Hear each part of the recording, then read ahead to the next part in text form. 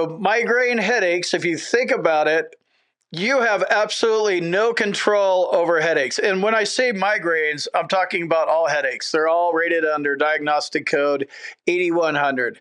So with headaches, you can't control when they're coming on. You go to the doctor, not even the C&P examiner, your regular doctor, if you're trying to get meds or do something for it, you don't know when they're coming on. They just hit you, right? That's what makes it subjective. It's a constantly moving target. Sometimes it's worse for some of us, and sometimes it's tolerable. I would say for those guys, you're probably masking some other stuff. Look into it. But a doctor or the VA, nobody can say how much it causes you to lay down, miss work, interfere with your social life, all that kind of stuff. So with migraines, it comes down to the word prostrating, which means to lay down. So how many times a week do your migraines cause you to lay down? Like you get auras and halos and you're at work or wherever you are and you just stop. You have to go home. You have to get a ride because you can't even drive. You can't even deal with light. Light sensitivity is constant with migraines. So how often is that happening? And that's where the rating comes from. If it happens once a week or more, that's 50%. And then it's once a month, every couple months. So the longer the spells are between the migraines, the lower the rating is. And if you're hearing this for the first time and you're like, I have a 0 or 10% rating for migraines, that seems low because I get them once a week. You need to go look at get your VA claims file and go look at your old C&P exam and see what happened. And you're going to see that somehow the doctor, whether you reported it or he just kind of did it wrong and screwed you, somebody wrote in there that they didn't bother you that much and it was like every few months, even though it was once a week. So if that's your case for migraines, file a supplemental claim and you're going to want to prove that you have worse symptoms now. So definitely go to a doctor. And if you're already service connected for migraines, you don't need a nexus or a diagnosis, but you do need them to fill out a DBQ and write it, right? They have the power of the pen. They're able to make a medical opinion and say, yep, he has them once a week, and they cause them to lay down. He could say words like prostrating.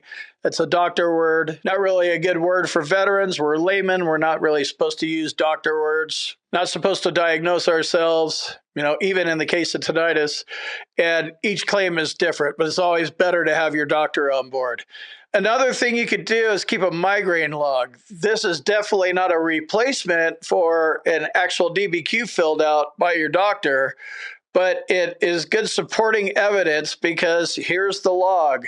You go into your C&P exam for your reevaluation or your initial claim or whatever it is. Oh, okay. Hey, Craig, when's the last time you had migraines? Stand by.